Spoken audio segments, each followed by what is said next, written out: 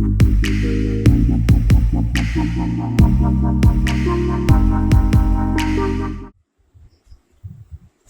students, welcome to the YouTube channel of IGNITTE Club of NIT Trichy.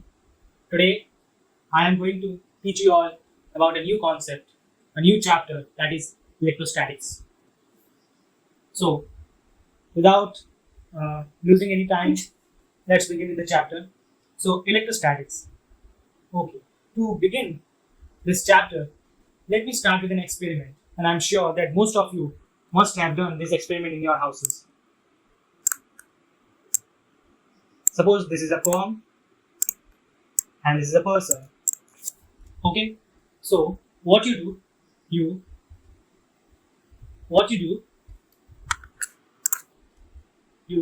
rub the Coulomb against the hair of the person. Okay, then after you rub the Coulomb, the hair of person, you bring the Coulomb near some paper chips.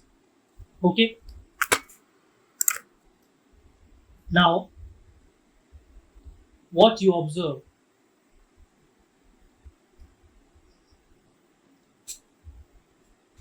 The observation is the Coulomb attracts paper pieces. But have you ever thought the reason behind it? The reason is very simple. The reason is when the Coulomb is rubbed against the head of the person, then electron exchange takes place, and in turn the Coulomb gets charged.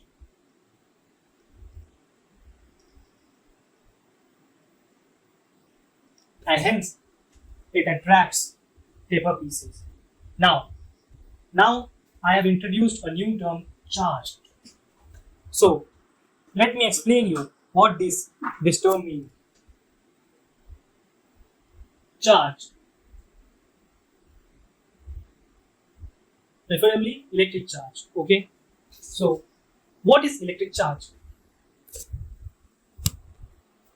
It is the property of matter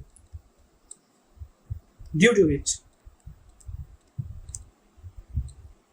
it experiences a force in electric field.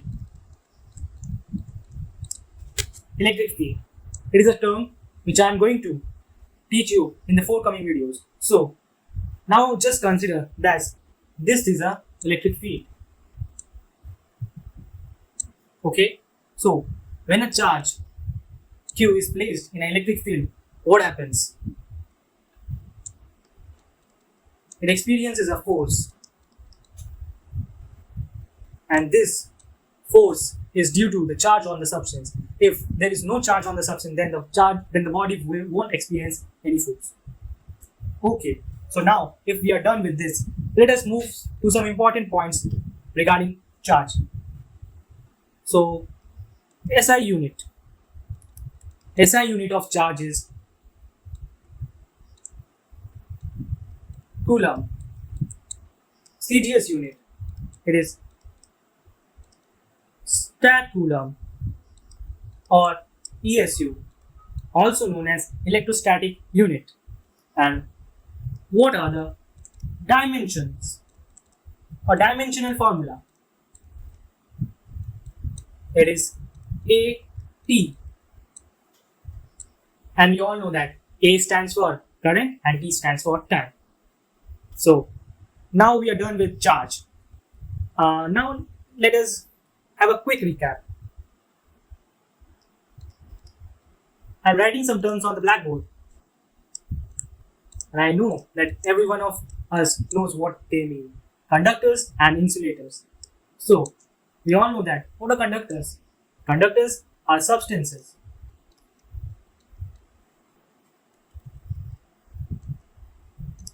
which conduct electricity.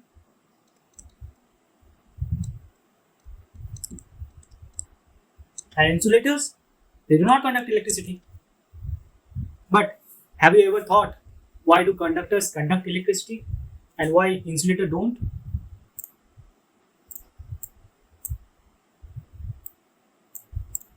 See, this is the conductors are actually metals, and this is the basic electronic configuration or electronic structure of a metal, which has one electron in its outermost shell. So, since it has only one electron in its outermost shell, it is loosely bound.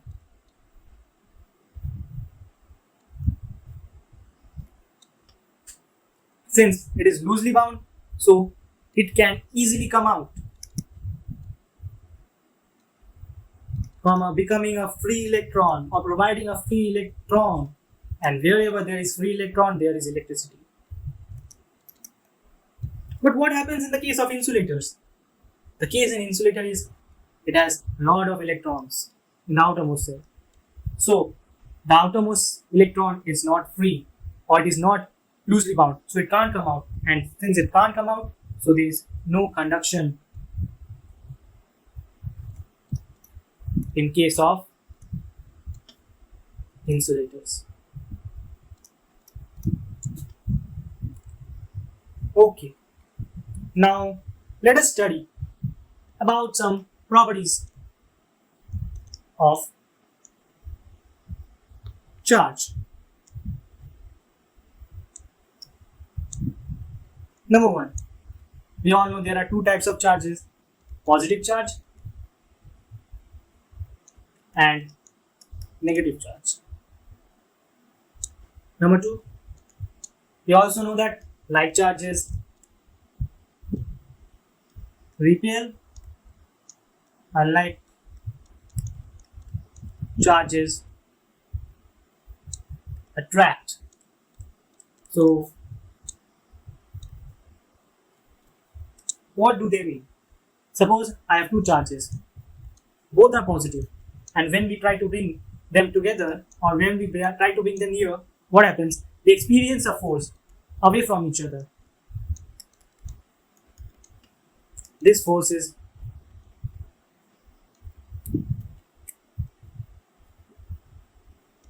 repulsive in nature. But now, if we bring a positive charge and a negative charge together, what happens? They experience a force towards each other. And this force is attractive in nature. Coming to the third point. Charge is quantized, that is Q equals to NE, where N is a integer. So what does this mean? Charge of a body can never be a fraction. It means that you can never find a body which has charge plus 2 by 3 eV minus 1.5 eV. What is E? E is the magnitude of charge on one electron, 1.6 into 10 power minus 19 Coulomb. Okay. So after this, let me give you a very small problem.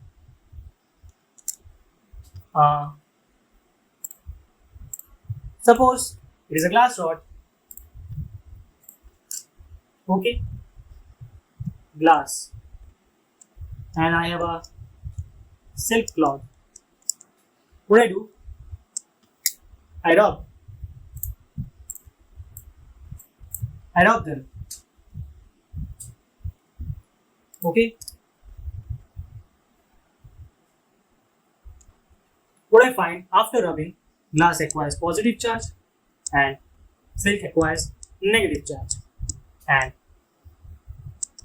charge on silk is minus 9.6 into 10 power minus 19 Coulomb. So, what you have to find? Number one, find number of electrons exchanged. Number two, charge on glass rod. For part 1, we know that Q equals to ME. Substituting the values, we have E is the magnitude of charge on one electron, giving N equals to minus 6. What does minus mean here? That it has gained electrons. Okay. Now, say, see, there is only a glass rod, silk cloth. Initially, was the system charged? Consider both of them in one system. Was there any charge on the system before? No. But afterwards, we find silk has minus 6 units charge. If there was no charge on the system before, then afterwards also there will be also no charge. So to balance the charge, glass rod will have plus 6 units charge. Therefore, the charge on glass rod will be in magnitude same as that of silk, but in sign opposite. Charge on glass rod equals to plus 9.6 into 10 power minus 9. So, by what principle we have reached to this conclusion? That is principle of conservation of charge. Is our next property. That is, on an isolated system, the charge remains conserved. Coming to next point. You all must have heard about the famous Einstein Theory of relativity, where mass is variable. When does it happen? When the velocity of body is comparable to the value of speed of light, then mass changes. But Q, it can never change.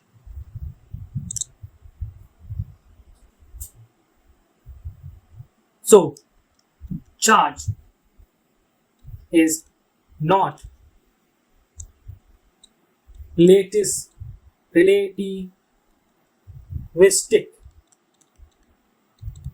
like mass. Okay, now I am giving you different scenarios. Charge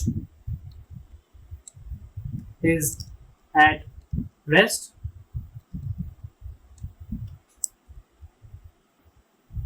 Charge is in motion with constant velocity. Number 3, charge is accelerating. What you all have to tell me is what will the charge produce in these scenarios. In the first case, it will only produce electric field. Second case, it will produce electric field plus magnetic field. And in the final case, it will produce electric field, magnetic field, and also it will lose energy in the form of EM waves. Now, what are EM waves? EM waves are electromagnetic radiations. That's it about the properties of charges.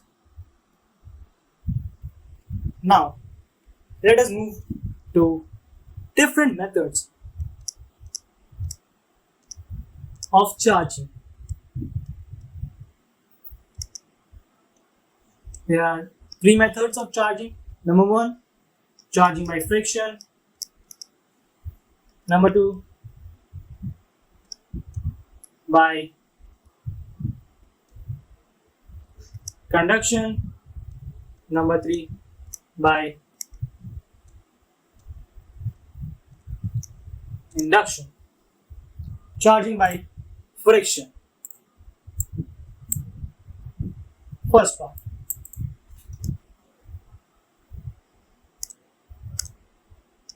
What I do, as I have given a previous example like this, I have a glass rod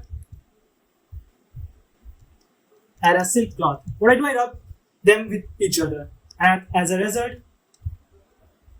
glass rod is positively charged and silk rod is negatively charged. This was charging by friction. Now, method 2, charging by conduction. What I do, I have a conductor which is charged initially and another conductor which is uncharged. And what I am going to do, I am going to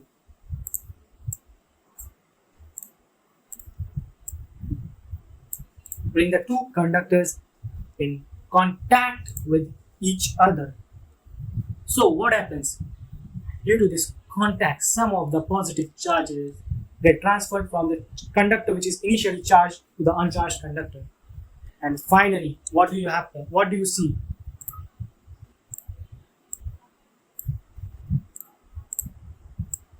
You find that all the conductors are charged. And this is the method of charging by conduction. Finally, charging by induction. What I do? I have a charged conductor and I have an uncharged conductor. And I don't, in this process of induction, I don't bring these two conductors in contact with each other. What happens if a charged conductor is placed in a close proximity of an uncharged conductor? It induces a charge in the second conductor. That is, the side of the second conductor which is nearer to the charged conductor becomes oppositely charged. Like if the first conductor here is positively charged, the nearer side becomes negatively charged, the opposite side becomes positively charged. And now what will I do? I'll just earth it. And what will I find?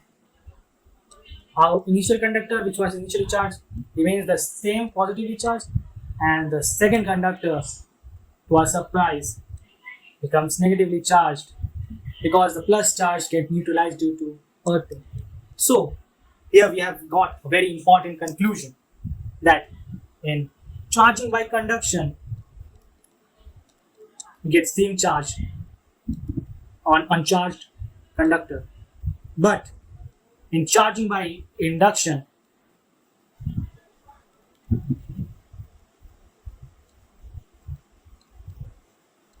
the charge on the uncharged conductor is opposite.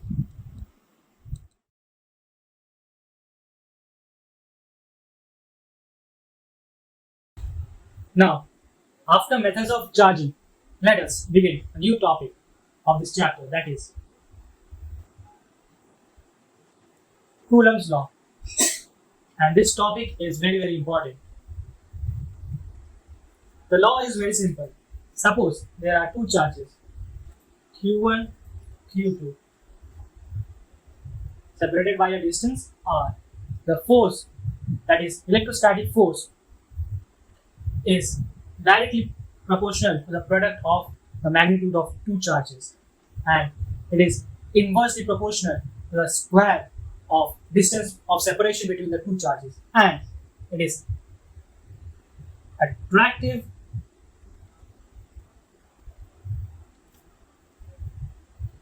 if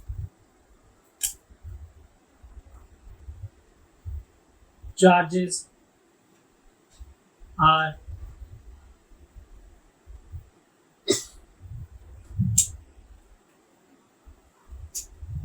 opposite in sign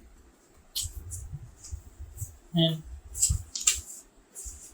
repulsive if they are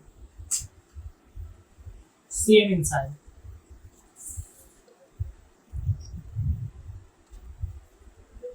If we remove the proportionality sign, then we will get electrostatic force equals to K Q1 Q2 by R square, where K is 1 by 4 pi epsilon naught. So the formula becomes 1 by 4 pi epsilon naught Q1 Q2 by R square. Here the value of epsilon naught is 8.854 into 10 power minus 12 Newton minus 1 Coulomb minus 2 meter square.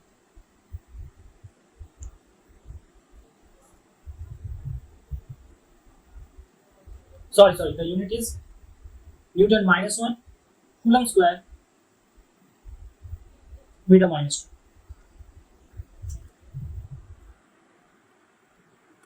Now, moving to the vector form.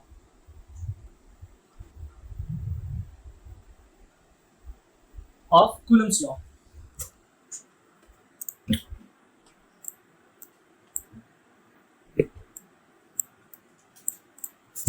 Suppose there are two charges Q1 and another Q2.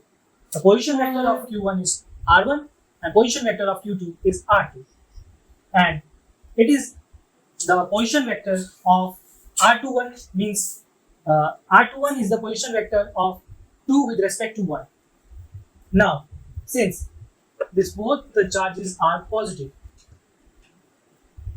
Q2 will experience a force due to Q1, that is F21,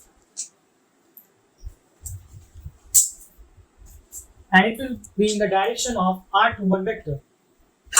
So F21, I am considering only the magnitude, equal to, by Coulombs law, K Q1 Q2 by R square. I am considering the distance of separation to be mod R. Now, when I am considering the direction also, it is K Q1 Q2 by mod R square R21 cap, which can be further written as R21 vector by mod R21, and mod R21 is same as mod R, so it is K Q1 Q2 R21 vector by mod R cubed, or can also be written as K Q1 Q2 R2 vector minus R1 vector by mod R cubed. Now, consider the force on Q1 due to Q2. It will be in this direction, and if the vector is in this direction, this is R12 vector. Considering only magnitude, I have F12 K Q1 Q2 by mod R square, since the distance of separation is mod R. Now, if I consider the direction as well, then I have K Q1 Q2 R12 cap by mod R square, and we know that the unit vector can be written as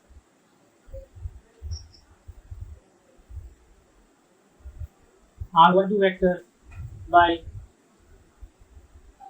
mod of R12 vector, and mod R12 vector is same as mod R, so we can write it as this, which can be further written as R1 vector minus R2 vector by mod RQ. Is that fine? Yes. Now, if we carefully observe these two parts, what we can see? We can see that F12 vector is minus of F21.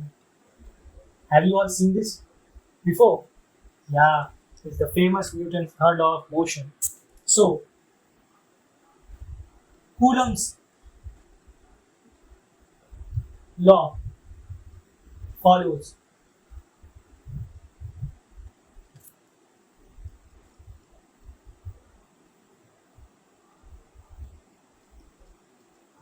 Newton's third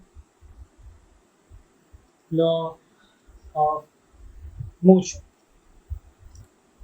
Is that clear? Now, the last topic of today's class. Superposition principle. Suppose there is a charge in center and there are many charges in its vicinity, just like it. Then, what we have to find? We have to find the net force on charge Q. So, the principle of superposition states that, I'm just writing it in short form here, force on any charge here Q due to a number of charges here Q1, Q2, Q3, Qn is sum of all the forces on that charge taken one at a time equals to sum of all forces on charge Q taken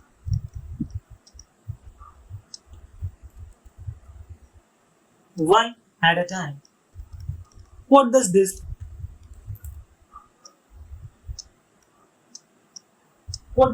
mean? It means that to find the net force on Q, imagine we have to find the force on Q due to other charges Q1, Q2, Q3, Qn separately. So to find the force on Q due to Q1 charge, imagine there is no other charge except these two charges Q and Q1. So due to Q1, Q will experience a force in this direction. Now to find the force on Q due to charge Q2, we imagine there is no other charge except Q2 and Q, and it will exert a force in this direction. Similarly, Q3 in this direction, and Qn in this direction. So the net force will be equal to the summation of all these forces.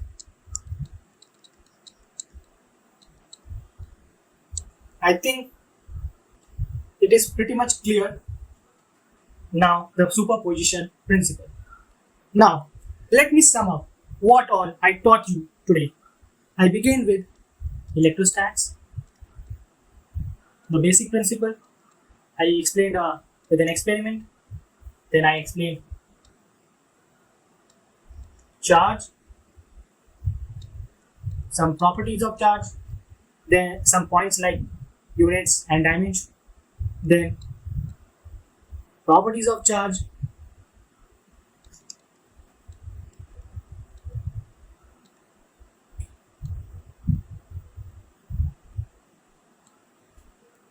then I explained methods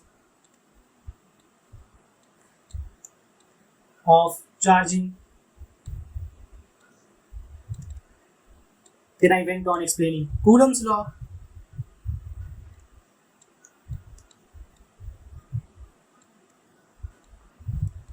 Its vector form,